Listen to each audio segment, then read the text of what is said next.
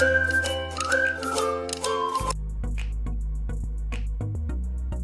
malam semuanya. Perkenalkan, nama saya Sirajuddin Nahyar. Saya adalah salah satu anggota yang tergabung dalam kelompok KKN di Dukuh Keranggan, Desa Murtigading, Kecamatan Sanden. Nah, di sini saya akan menjelaskan strategi berwirausaha UMKM di masa pandemi. Jadi di sini saya akan membeberkan apa saja sih strategi yang bisa dilakukan oleh UMKM, terkhususnya di Dukuh Keranggan Desa Murtigading untuk bertahan di masa pandemi. Nah, kenapa sih saya membahas tentang hal ini? Karena pandemi coronavirus yang mulai dirasakan di Indonesia sejak Februari 2020 membuat sebagian besar usaha, termasuk UMKM, usaha mikro kecil dan menengah, sulit berkembang, bahkan tidak mendapatkan pemasukan sama sekali. Sebab kebijakan pemerintah yang meminta masyarakat beraktivitas di rumah menjadikan sebagian bisnis kehilangan konsumen. Nah, seperti yang kita ketahui sekarang, meluasnya wabah COVID-19 di dunia mengancam ekonomi global, termasuk Indonesia. Itulah latar belakangnya. Nah, apa aja sih yang bakalan kita bahas di presentasi ini? Yang pertama adalah dampak pandemi terhadap perekonomian Indonesia. Yang kedua adalah sikap berwirausaha di masa pandemi. Yang ketiga adalah strategi berwirausaha UMKM di masa pandemi. Dan yang terakhir ada kesimpulan dan rekomendasi.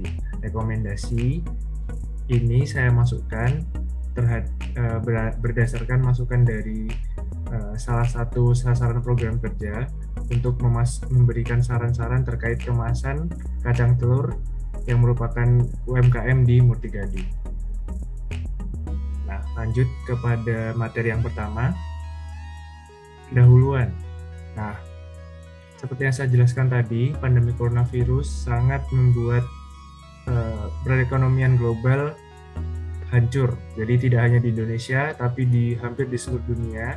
Hampir di seluruh dunia juga mengalami resesi atau kondisi perekonomian yang sedang tidak stabil, dan diperkirakan masa pemulihannya sendiri lama.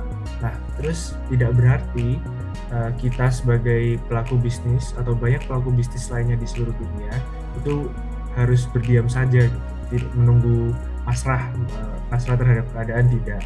Tapi banyak sekali yang bisa kita usahakan. Nah, di sini saya akan membahas khususnya untuk UMKM. Nah, materi pertama yaitu dampak pandemi terhadap perekonomian Indonesia. Nah, bisa dilihat sendiri, berdasarkan grafik yang didapatkan dari data Bank Dunia atau World Bank, menunjukkan bahwa pada saat pandemi, pertumbuhan ekonomi Indonesia pada 2020 menurun sebanyak 2% dari tahun sebelumnya. Tercermin dari kondisi perekonomian yang lumpuh dari berbagai sektor industri, terlebih lagi pada industri pariwisata, industri transportasi, penerbangan, perhotelan, retail, dan banyak banget sektor industri lainnya. Nah, 2% penurunan ini tergolong sangat banyak karena seperti yang kita tahu, saat ini Indonesia sebelum-sebelumnya mengalami pertumbuhan ekonomi yang positif. Jadi, penurunan 2% ini merupakan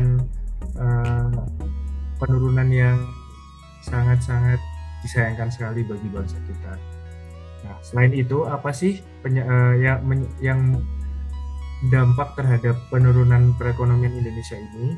Yang pertama adalah menurunnya pertumbuhan ekonomi dan peristiwa resesi yang tidak hanya dialami oleh Indonesia sebagai catatan, menyebabkan daya beli masyarakat menurun, begitu juga dengan tingkat konsumsi nasional. Hal ini berdampak pada tingkat pendapatan bisnis di seluruh dunia cenderung menurun secara umum. Karena pertumbuhan ekonomi yang menurun, banyak sekali masyarakat Indonesia daya belinya menurun karena tidak mempunyai pendapatan atau banyak sekali pengangguran dan lain sebagainya, yang akhirnya juga berdampak pada pelaku bisnis, salah satunya adalah UMKM. Jadi UMKM akhirnya tidak mendapatkan tingkat pendapatan yang cukup seperti itu.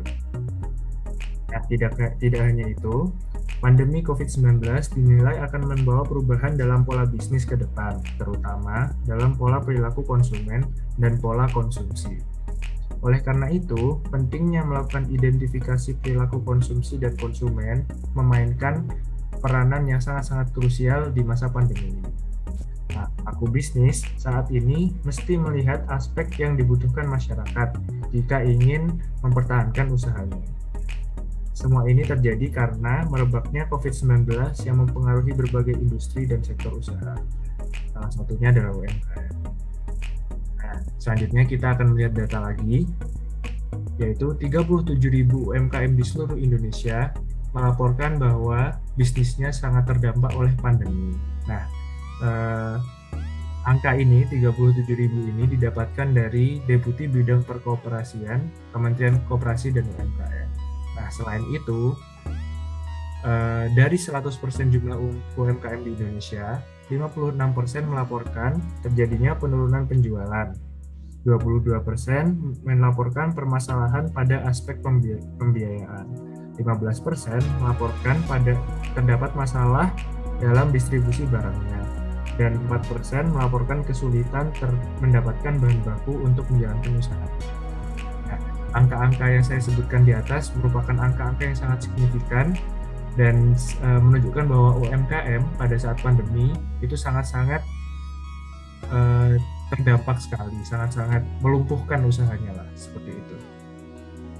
Nah, lantas apa sih yang perlu kita sebagai wirausaha, terutama di UMKM, apa sih yang perlu kita siapkan, sikap apa sih yang harus kita tunjukkan? Nah, 3 komponen penting sikap berwirausaha di masa pandemi. Nah, berbisnis di masa pandemi tentunya menjadi tantangan yang berat, saya tahu.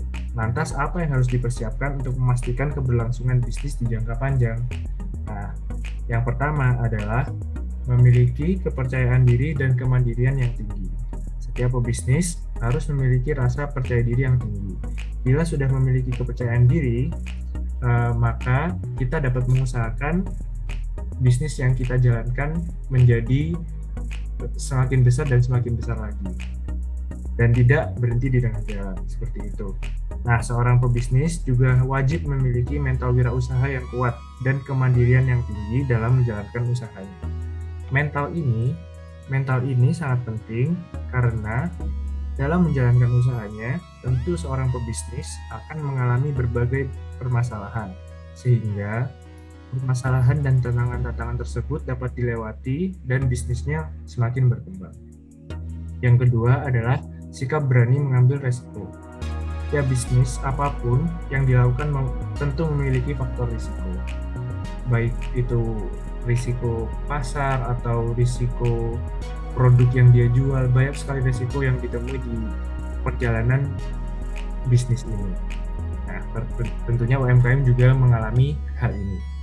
Nah, tanpa kepercayaan diri yang tinggi dan sikap berani mengambil resiko yang tinggi, bisnis akan sulit untuk berkembang karena apabila kita berani mengambil resiko, maka kesempatan bisnis akan semakin terbuka dan kesempatan untuk mengembangkan usaha kita juga akan semakin besar. Dan yang terakhir adalah leadership atau kepemimpinan yang baik. Nah, seorang pemimpin harus memiliki jiwa kepemimpinan, mudah beradaptasi dengan orang lain, dan terbuka terhadap saran dan kritik.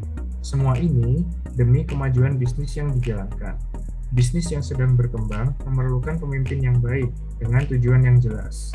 Saran dan kritik diterima agar bisnis yang dijalankan selalu inovatif, kreatif, dan fleksibel.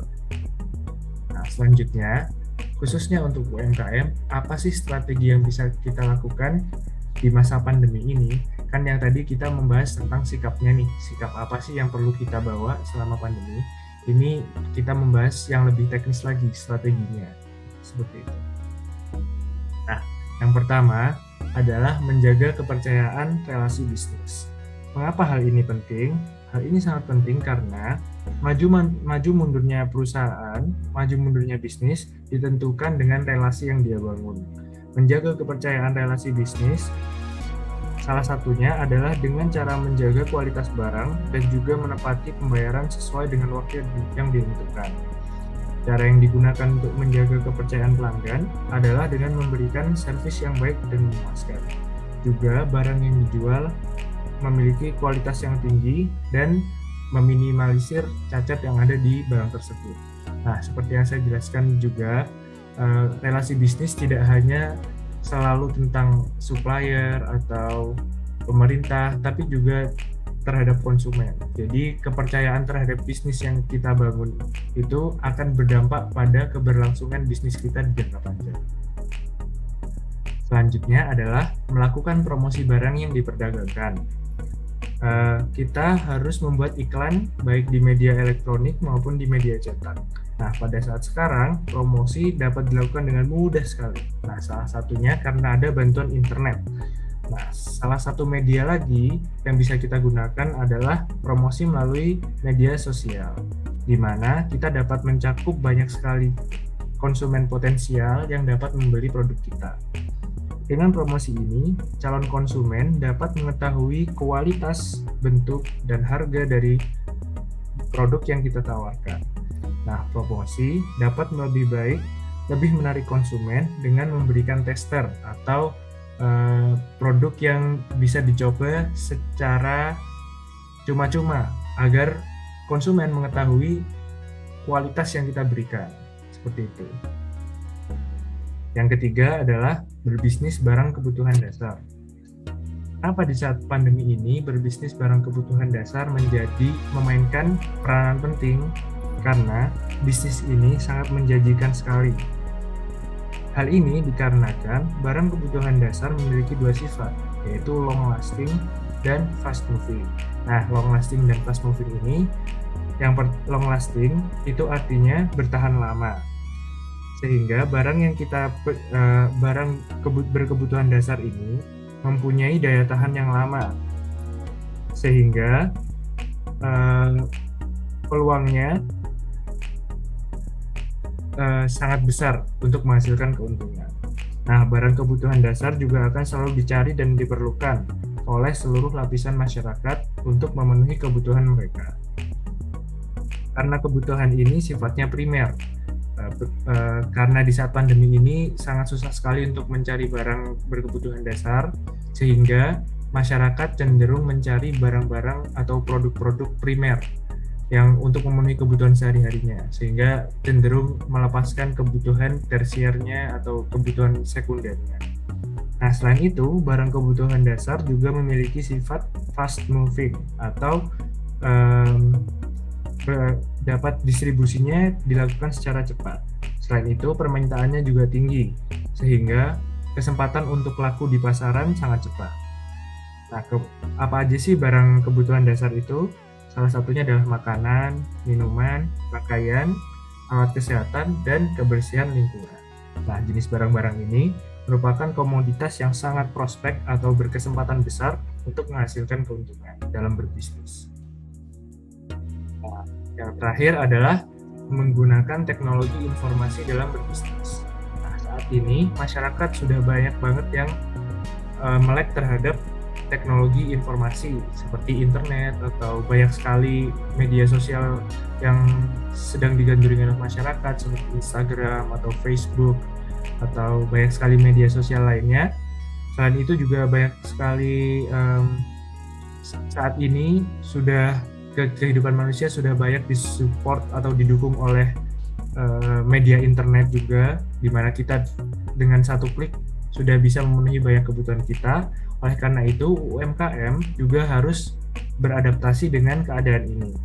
Nah, saat ini juga seringkali diterapkan PSBB atau PPKM, sehingga masyarakat tidak bisa berinteraksi secara langsung. Salah satu caranya untuk berinteraksi adalah dengan melakukan ini dengan kecanggihan teknologi sekarang ini.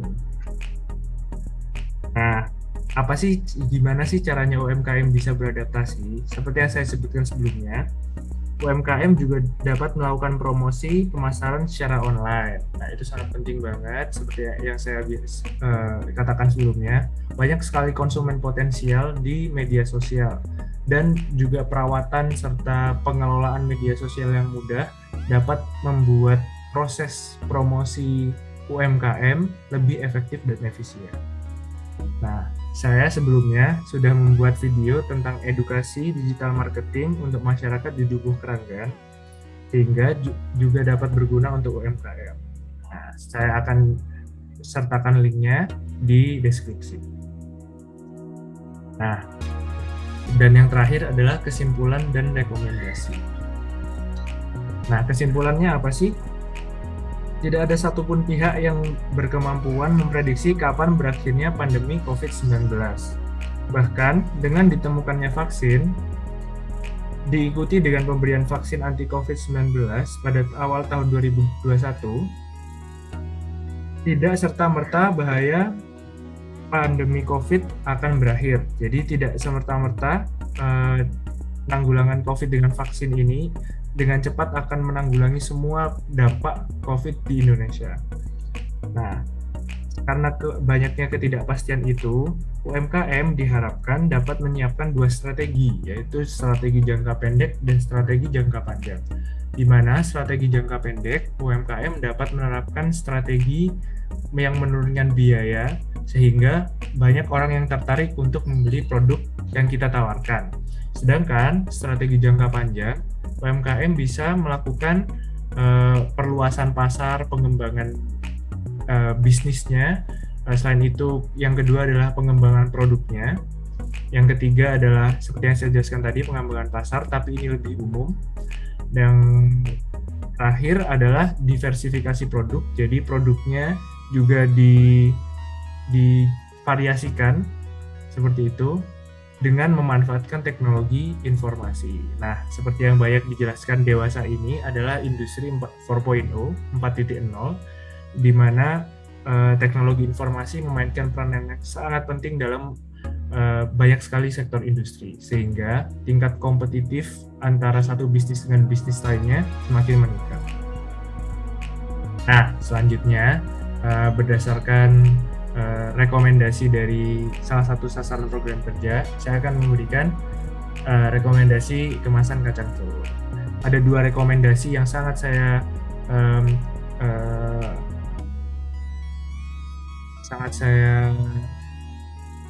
sarankan kepada sasaran program kerja untuk kemasan kacang telur ini. Yang pertama adalah PX Roja. PX Roja ini adalah salah satu produk peyek di Yogyakarta, di mana produknya ini sangat berkembang dalam waktu yang singkat. Apa sih produk yang dijual ini? Yang dijual adalah peyek sebenarnya. Peyek, tapi PX Roja ini dia mengemas peyek yang dia jual bukan sebagai peneman makanan berat, melainkan snack ringan. Seperti itu, sehingga banyak sekali konsumen yang menyukai konsep PX Roja ini. Dan dilihat dari kemasannya sangat simpel, kemasannya transparan, menunjukkan sehingga memberikan kesan bahwa isi dari kemasan ini, isi produknya itu sangat banyak, sehingga banyak yang menyukai konsep kemasan ini. Bisa dilihat sendiri di slide. Dan yang selanjutnya adalah Bananania Official, di mana dia menggunakan kemasan yang sangat berwarna, yang sangat bervariatif juga, sesuai dengan rasa-rasanya. Dan ini juga banyak sekali yang menggandrungi Bananania ini, dan ini sangat populer sekali. Bisa dilihat sendiri, kemasannya sangat simpel, juga sangat menarik perhatian dan menjelaskan apa sih yang dijual oleh Bananania ini. Seperti itu. Nah, mengapa kemasan dalam menjual produk kacang telur ini sangat penting? Karena apabila kemasannya dibungkus dengan menarik, dipresentasikan secara menarik, maka UMKM di Dukuh Keranggan dapat meningkatkan harga jualnya sebesar kurang lebih 50%, dan itu sangat-sangat menguntungkan sekali untuk keuntungannya. Semisal saat ini Semisal saat ini produk kacang telur UMKM di Dukuh Keranggan dijual dengan harga 10.000. Setelah melakukan investasi dalam bentuk kemasan yang diperbarui, maka UMKM di Dukuh Keranggan dapat meningkatkan harga jualnya dari kacang telur dari 10.000 menjadi 20.000, seperti itu. Dapat meningkat secara pesat, dapat meningkatkan keuntungan juga, dan banyak sekali hal positif yang bisa diambil, seperti itu. Terima kasih. Apabila saya ada salah kata dalam presentasi ini, mohon dimaafkan. Terima kasih banyak atas kesediaannya untuk mendengarkan video yang saya buat ini. Assalamualaikum warahmatullahi wabarakatuh.